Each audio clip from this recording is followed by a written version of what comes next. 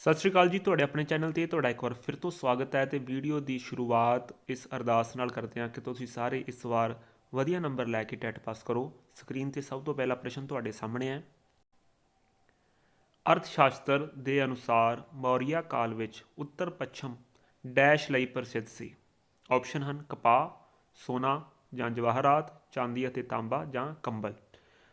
ਅਰਥ ਸ਼ਾਸਤਰ ਜਿਹੜੀ ਹੈ ਇਹ ਕੌਟਲਿਆ ਜਾਂ ਚਾਣਕਿਆ ਦੁਆਰਾ ਲਿਖੀ ਗਈ ਕਿਤਾਬ ਹੈ ਤੇ ਇਸ ਦੇ ਵਿੱਚ ਜ਼ਿਕਰ ਹੈ ਕਿ ਉੱਤਰ ਪੱਛਮ ਮੌਰੀਆ ਕਾਲ ਦੇ ਦੌਰਾਨ ਕੰਬਲ ਦੇ ਲਈ ਪ੍ਰਸਿੱਧ ਸੀ। ਚੌਥਾ ਆਪਸ਼ਨ ਬਿਲਕੁਲ ਸਹੀ ਹੈ। ਅਗਲਾ ਪ੍ਰਸ਼ਨ ਦੇਖਦੇ ਹਾਂ ਜੀ। ਰੋਮਨ ਸਾਮਰਾਜ ਵਿੱਚ ਕਾਲੀ ਮਿਰਚ ਦੀ ਇੰਨੀ ਜ਼ਿਆਦਾ ਮੰਗ ਸੀ ਕਿ ਇਸ ਨੂੰ ਡੈਸ਼ ਦੇ ਨਾਮ ਨਾਲ ਬੁਲਾਉਂਦੇ ਸਨ। ਸਕਰੀਨ ਤੇ ਦਿੱਤੇ ਹੋਏ ਆਪਸ਼ਨ ਤੁਸੀਂ ਪੜ੍ਹ ਸਕਦੇ ਹੋ। ਇਹਦਾ ਸਹੀ ਜਵਾਬ ਹੈ ਜੀ ਕਾਲਾ ਸੋਨਾ। ਚੌਥਾ ਆਪਸ਼ਨ ਬਿਲਕੁਲ ਸਹੀ ਹੈ। ਅਗਲਾ ਪ੍ਰਸ਼ਨ ਦੇਖਦੇ ਹਾਂ। ਮੱਧ ਪ੍ਰਦੇਸ਼ ਵਿੱਚ ਸਥਿਤ ਭੀਮਬੇਟਕਾ ਇੱਕ ਪੁਰਾਤਤਵ ਸਥਾਨ ਸੰਬੰਧਿਤ ਹੈ। ਇਹ ਕਿਹੜੀ ਸਾਈਟ ਹੈ ਆਪਾਂ ਦੱਸਣਾ। ਆਪਸ਼ਨ ਹਨ ਪੁਰਾਤਨ ਪੱਥਰ ਯੁੱਗ ਯਾਨੀ ਕਿ ਪਾਲੀਓਲਿਥਿਕ ਸਾਈਟ, ਨਵ ਪੱਥਰ ਯੁੱਗ ਯਾਨੀ ਕਿ ਨਿਓਲਿਥਿਕ ਸਾਈਟ, ਮਹਾਪੱਥਰ ਯੁੱਗ ਯਾਨੀ ਕਿ ਮੈਗਾਲਿਥਿਕ ਜਾਂ ਸੂਖਮ ਪੱਥਰ ਯਾਨੀ ਕਿ ਮੈਸੋਲਿਥਿਕ। ਜਿਹੜੀ ਭੀਮਬੇਟਕਾ ਸਾਈਟ ਹੈ ਮੱਧ ਪ੍ਰਦੇਸ਼ ਦੇ ਵਿੱਚ ਭੋਪਾਲ ਤੋਂ 45 ਕਿਲੋਮੀਟਰ ਦੂਰ ਇੱਕ ਪੁਰਾਤਤਵ ਸਥਾਨ ਹੈ ਜਿਹੜਾ ਪਾਲੀਓਲਿਥਿਕ ਸਾਈਟ ਹੈ ਯਾਨੀ ਕਿ ਪੁਰਾਤਨ ਪੱਥਰ ਯੁੱਗ ਦੇ ਨਾਲ ਸੰਬੰਧਿਤ ਹੈ। ਪਹਿਲਾ ਆਪਸ਼ਨ ਬਿਲਕੁਲ ਸਹੀ ਹੈ। ਅਗਲਾ ਪ੍ਰਸ਼ਨ ਦੇਖਦੇ ਹਾਂ ਜੀ। ਰਕਸ਼ਕ ਮੇਖਲਾ ਜਿਹਨੂੰ ਹਿੰਦੀ 'ਚ ਕਹਿੰਦੇ ਆ ਜਾਂ ਅੰਗਰੇਜ਼ੀ 'ਚ ਕਹਿੰਦੇ ਆ ਸ਼ੈਲਟਰ ਬੈਲਟ ਇੱਕ ਵਿਧੀ ਹੈ। ਕਿਸ ਵਾਸਤੇ ਵਿਧੀ ਵਰਤੀ ਜਾਂਦੀ ਹੈ। ਵਾਟਰ ਕੰਜ਼ਰਵੇਸ਼ਨ, ਭੂਮੀ ਨਿਰਮਾਣ, ਬਾਗਬਾਨੀ ਜਾਂ ਮਿੱਟੀ ਸੁਰੱਖਿਅਣ ਜਾਂ ਸੋਇਲ ਕੰਜ਼ਰਵੇਸ਼ਨ। ਸ਼ੈਲਟਰ ਬੈਲਟ ਵਿਧੀ ਦੇ ਵਿੱਚ ਅਸੀਂ ਖੇਤ ਦੇ ਆਲੇ ਦੁਆਲੇ ਰੁੱਖ ਜਾਂ ਝਾੜੀਆਂ ਲਗਾ ਦਿੰਦੇ ਹਾਂ ਜਿਹਦੇ ਨਾਲ ਹਵਾ ਦੇ ਨਾਲ ਮਿੱਟੀ ਨਾ ਖੁਰੇ ਜਾਂ ਕਹਿ ਲਓ ਸੋਇਲ ਕੰਜ਼ਰਵੇਸ਼ਨ ਵਾਸਤੇ ਇਹਨੂੰ ਵਰਤਿਆ ਜਾਂਦਾ ਹੈ। ਚੌਥਾ ਆਪਸ਼ਨ ਬਿਲਕੁਲ ਸਹੀ ਹੈ। ਅਗਲਾ ਪ੍ਰਸ਼ਨ ਦੇਖਦੇ ਹਾਂ। ਸੰਸਾਰ ਦੀ ਸਭ ਤੋਂ ਵੱਡੀ ਨਦੀ ਬੇਸਨ ਕਿਹੜੀ ਹੈ। ਆਪਸ਼ਨ ਹਨ ਗੰਗਾ ਨਦੀ ਬੇਸਨ, ਨੀਲ ਨਦੀ ਬੇਸਨ, ਮਿਸੀਸਿਪੀ ਨਦੀ ਬੇਸਨ ਜਾਂ ਐਮਾਜ਼ੋਨ ਨਦੀ ਬੇਸਨ। ਰਿਵਰ ਬੇਸਨ ਜਿਹੜੀ ਹੈ ਇਹ ਜ਼ਮੀਨ ਦੇ ਉੱਤੇ ਨਦੀਆਂ ਨਾਲਿਆਂ ਰਾਹੀਂ ਜਿਹੜਾ ਪਾਣੀ ਇਕੱਠਾ ਹੋ ਕੇ ਜਾ ਕੇ ਸਮੁੰਦਰ 'ਚ ਪੈ ਜਾਂਦਾ ਉਹਨੂੰ ਰਿਵਰ ਬੇਸਨ ਕਹਿੰਦੇ ਆ। ਸੰਸਾਰ ਦੀ ਸਭ ਤੋਂ ਵੱਡੀ ਜਿਹੜੀ ਰਿਵਰ ਬੇਸਨ ਹੈ ਉਹ ਐਮਾਜ਼ੋਨ ਰਿਵਰ ਬੇਸਨ ਹੈ ਤੇ ਇੰਡੀਆ ਦੀ ਸਭ ਤੋਂ ਵੱਡੀ ਗੰਗਾ ਰਿਵਰ ਬੇਸਨ ਹੈ। ਇੱਥੇ ਐਮਾਜ਼ੋਨ ਰਿਵਰ ਬੇਸਨ ਸਹੀ ਆਪਸ਼ਨ ਹੈ। ਚੌਥਾ ਆਪਸ਼ਨ ਬਿਲਕੁਲ ਸਹੀ ਹੈ। ਸਕਰੀਨ ਤੇ ਅਗਲਾ ਪ੍ਰਸ਼ਨ ਹੈ। ਹੇਠਾਂ ਲਿਖੇ ਕਿਸ ਦਿੱਲੀ ਦੇ ਸੁਲਤਾਨ ਦੀ ਪ੍ਰਸ਼ੰਸਾ ਵਿੱਚ ਸੰਸਕ੍ਰਿਤ ਪ੍ਰਾਸ਼ਸਤੀ ਮਿਲਿਆ ਹੈ। ਆਪਸ਼ਨ ਹਨ ਇਲਤੁਤਮਿਸ, ਬਲਬਨ, ਅਲਾਉਦੀਨ ਖਿਲਜੀ ਜਾਂ ਫਿਰੋਜ਼ ਤੁਗਲਕ। ਸੰਸਕ੍ਰਿਤ ਪ੍ਰਾਸ਼ਸਤੀ ਬਲਬਨ ਦੇ ਬਾਰੇ ਹੈ ਜਿਹਦੇ ਵਿੱਚ ਉਹਦੀ ਕਾਫੀ ਪ੍ਰਸ਼ੰਸਾ ਕੀਤੀ ਹੋਈ ਹੈ ਕਿ ਉਸ ਦਾ ਰਾਜ ਬੰਗਾਲ ਤੋਂ ਲੈ ਕੇ ਪੱਛਮ ਦੇ ਵਿੱਚ ਅਫਗਾਨਿਸਤਾਨ ਤੱਕ ਫੈਲਿਆ ਹੋਇਆ ਸੀ। ਦੂਸਰਾ ਆਪਸ਼ਨ ਬਿਲਕੁਲ ਸਹੀ ਹੈ। ਅੱਗੇ ਹੈ ਚੋਲਾ ਕਾਲ ਦੌਰਾਨ ਵਪਾਰੀਆਂ ਦੇ ਸੰਘ ਨੂੰ ਡੈਸ਼ ਕਿਹਾ ਜਾਂਦਾ ਸੀ। ਆਪਸ਼ਨ ਹਨ ਗ੍ਰਾਮਮ, ਸ਼੍ਰੇਣੀ, ਨਾਗਰਮ ਜਾਂ ਨਾਗਰਾਮ ਜਾਂ ਸਭਾ। ਚੋਲਾ ਕਾਲ ਦੌਰਾਨ ਜਿਹੜਾ ਵਪਾਰੀਆਂ ਦਾ ਸੰਘ ਹੈ ਜਿੱਥੇ ਕਾਫੀ ਵਪਾਰੀ ਆਪਣੀ ਵਪਾਰਕ ਗਤੀਵਿਧੀਆਂ ਕਰਦੇ ਸਨ ਉਹਨੂੰ ਆਪਾਂ ਨਾਗਰਮ ਜਾਂ ਨਾਗਰਾਮ ਕਹਿੰਦੇ ਹਾਂ। ਤੀਸਰਾ ਆਪਸ਼ਨ ਬਿਲਕੁਲ ਸਹੀ ਹੈ। ਅਗਲਾ ਪ੍ਰਸ਼ਨ ਹੈ ਮੁੱਖ ਮੰਤਰੀ ਦੀ ਚੋਣ ਕਿਵੇਂ ਕੀਤੀ ਜਾਂਦੀ ਹੈ। ਸਕਰੀਨ ਤੇ ਦਿੱਤੇ ਹੋਏ ਆਪਸ਼ਨ ਤੁਸੀਂ ਪੜ੍ਹ ਸਕਦੇ ਹੋ। ਇਹਦਾ ਸਹੀ ਜਵਾਬ ਹੈ ਚੋਣਾਂ ਵਿੱਚ ਬਹੁਮਤ ਪ੍ਰਾਪਤ ਕਰਨ ਵਾਲੀ ਪਾਰਟੀ ਦੇ MLA ਦੁਆਰਾ। ਦੂਸਰਾ ਆਪਸ਼ਨ ਬਿਲਕੁਲ ਸਹੀ ਹੈ।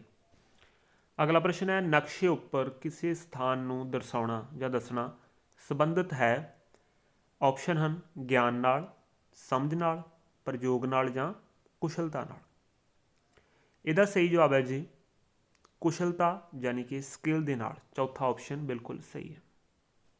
ਅੱਗੇ ਹੈ ਇੱਕ ਵਿਦਿਆਰਥੀ ਭਾਰਤੀ ਸੈਨਿਕਾਂ ਦੁਆਰਾ ਕਾਰਗਿਲ ਯੁੱਧ ਦੌਰਾਨ ਝੱਲੀਆਂ ਔਕੜਾਂ ਬਾਰੇ ਜਾਣਨ ਲਈ ਉਤਸੁਕ ਹੈ। ਉਹ ਕੁਝ ਸੈਨਿਕ ਜਿਨ੍ਹਾਂ ਨੇ ਯੁੱਧ ਵਿੱਚ ਹਿੱਸਾ ਲਿਆ ਹੈ ਉਹਨਾਂ ਦੀ ਇੰਟਰਵਿਊ ਲੈਣਾ ਚਾਹੁੰਦਾ ਹੈ। ਸੈਨਿਕਾਂ ਨੂੰ ਇੱਥੇ ਕੀ ਕਿਹਾ ਜਾਂ ਮੰਨਿਆ ਜਾ ਸਕਦਾ ਹੈ। ਸਕਰੀਨ 'ਤੇ ਦਿੱਤੇ ਆਪਸ਼ਨ ਹਨ ਸੈਕੰਡਰੀ ਸਰੋਤ, ਪ੍ਰਾਇਮਰੀ ਸਰੋਤ, ਅਸਲੀਅਤ ਬਿਆਨ ਕਰਨ ਵਾਲੇ ਜਾਂ ਅੰਦਰੂਨੀ ਸਰੋਤ। ਇੱਥੇ ਜਿਹੜੇ ਸੈਨਿਕ ਨੇ ਉਹਨਾਂ ਨੂੰ ਆਪਾਂ ਕਹਾਂਗੇ ਪ੍ਰਾਇਮਰੀ ਸਰੋਤ। ਦੂਸਰਾ ਆਪਸ਼ਨ ਬਿਲਕੁਲ ਸਹੀ ਹੈ। ਸੈਨਿਕ ਜਿਨ੍ਹਾਂ ਨੇ ਯੁੱਧ ਲੜਿਆ ਉਹਨਾਂ ਤੋਂ ਸਿੱਧੀ ਇਨਫੋਰਮੇਸ਼ਨ ਕਲੈਕਟ ਕਰਨ ਨੂੰ ਆਪਾਂ ਪ੍ਰਾਇਮਰੀ ਸਰੋਤ ਕਹਾਂਗੇ। ਅਗਲਾ ਪ੍ਰਸ਼ਨ ਹੈ ਜੱਜ ਜਾਂ ਨਿਆਇਧੀਸ਼ ਕਿਸੇ ਮੁਕੱਦਮੇ ਉੱਪਰ ਫੈਸਲਾ ਦਿੰਦਾ ਹੈ। ਕਿਵੇਂ ਫੈਸਲਾ ਦਿੰਦਾ ਹੈ। ਦਲੀਲਾਂ ਦੇ ਆਧਾਰ 'ਤੇ, ਦਿੱਤੀ ਗਈ ਫੀਸ ਦੇ ਆਧਾਰ 'ਤੇ, ਸਬੂਤਾਂ ਦੇ ਆਧਾਰ 'ਤੇ ਜਾਂ ਪੁਲਿਸ ਤਹਿਕੀਕਾਤ ਦੇ ਆਧਾਰ 'ਤੇ। ਇਹਦਾ ਸਹੀ ਜਵਾਬ ਹੈ ਜੀ ਸਬੂਤਾਂ ਦੇ ਆਧਾਰ 'ਤੇ। ਤੀਸਰਾ ਆਪਸ਼ਨ ਬਿਲਕੁਲ ਸਹੀ ਹੈ। ਅੱਗੇ ਹੈ ਭਾਰਤੀ ਸੰਵਿਧਾਨ ਦੇ ਕਿਸ ਭਾਗ ਨੂੰ ਸੰਵਿਧਾਨ ਦੀ ਅੰਤਰਾਤਮਾ ਕਿਹਾ ਜਾਂਦਾ ਹੈ। ਆਪਸ਼ਨ ਹਨ ਡਾਇਰੈਕਟਿਵ ਪ੍ਰਿੰਸੀਪਲ ਯਾਨੀ ਕਿ ਨੀਤੀ ਨਿਰਦੇਸ਼, ਮੌਲਿਕ ਅਧਿਕਾਰਾਂ ਵਾਲਾ ਭਾਗ, ਅਨੁਸੂਚਿਤ ਜਾਤੀ ਜਨਜਾਤੀ ਅਤੇ ਹੋਰ ਪਿਛੜੇ ਵਰਗਾਂ ਨਾਲ ਸੰਬੰਧਿਤ ਭਾਗ ਜਾਂ ਸੰਵਿਧਾਨ ਦੀ ਪ੍ਰਸਤਾਵਨਾ। ਇਹਦਾ ਸਹੀ ਜਵਾਬ ਹੈ ਜੀ ਫੰਡਾਮੈਂਟਲ ਰਾਈਟ ਜਾਂ ਮੌਲਿਕ ਅਧਿਕਾਰਾਂ ਵਾਲਾ ਭਾਗ। ਦੂਸਰਾ ਆਪਸ਼ਨ ਬਿਲਕੁਲ ਸਹੀ ਹੈ। ਅਗਲਾ ਪ੍ਰਸ਼ਨ ਹੈ, ਬੁੱਧ ਦੁਆਰਾ ਲਾਲਸਾਵਾਂ ਅਤੇ ਇੱਛਾਵਾਂ ਦੀ ਤ੍ਰਿਸ਼ਨਾ ਨੂੰ ਕੀ ਕਿਹਾ ਗਿਆ ਹੈ? ਆਪਸ਼ਨ ਹਨ ਪਿਪਸਾ, ਤ੍ਰਿਸ਼ਨਾ, ਤਨਹਾ ਜਾਂ ਤੀਬਰ ਇੱਛਾ। ਬੁੱਧ ਦੇ ਜਿਹੜੇ 4 ਨੋਬਲ ਤੁਰਥ ਨੇ ਉਹਨਾਂ ਦੇ ਵਿੱਚ ਲਾਲਸਾਵਾਂ ਅਤੇ ਇੱਛਾਵਾਂ ਦੀ ਤ੍ਰਿਸ਼ਨਾ ਨੂੰ ਤਨਹਾ ਕਿਹਾ ਗਿਆ ਹੈ। ਤੀਸਰਾ ਆਪਸ਼ਨ ਬਿਲਕੁਲ ਸਹੀ ਹੈ। ਅੱਗੇ ਹੈ, ਸੰਸਕ੍ਰਿਤ ਨੂੰ ਜਿਸ ਭਾਸ਼ਾ ਪਰਿਵਾਰ ਦਾ ਹਿੱਸਾ ਮੰਨਿਆ ਜਾਂਦਾ ਹੈ ਉਸ ਨੂੰ ਕਹਿੰਦੇ ਹਨ। ਆਪਸ਼ਨ ਹਨ Indo Aryan, Indo Greek, Indo European ਜਾਂ ਇੰਡੋ ਅਰੇਬੀਅਨ। ਇਹਦਾ ਸਹੀ ਜਵਾਬ ਹੈ ਜੀ ਭਾਰਤੀ ਯੂਰਪੀਅਨ ਜਾਂ ਇੰਡੋ ਯੂਰਪੀਅਨ। ਅੱਗੇ ਹੈ ਜੀ, ਹੇਠ ਲਿਖਿਆਂ ਵਿੱਚੋਂ ਕਿਸ ਨੂੰ ਧਰਤੀ ਦੇ ਫੇਫੜੇ ਕਿਹਾ ਜਾਂਦਾ ਹੈ? ਸਕਰੀਨ 'ਤੇ ਦਿੱਤੇ ਹੋਏ ਆਪਸ਼ਨ ਤੁਸੀਂ ਖੁਦ ਪੜ੍ਹ ਸਕਦੇ ਹੋ।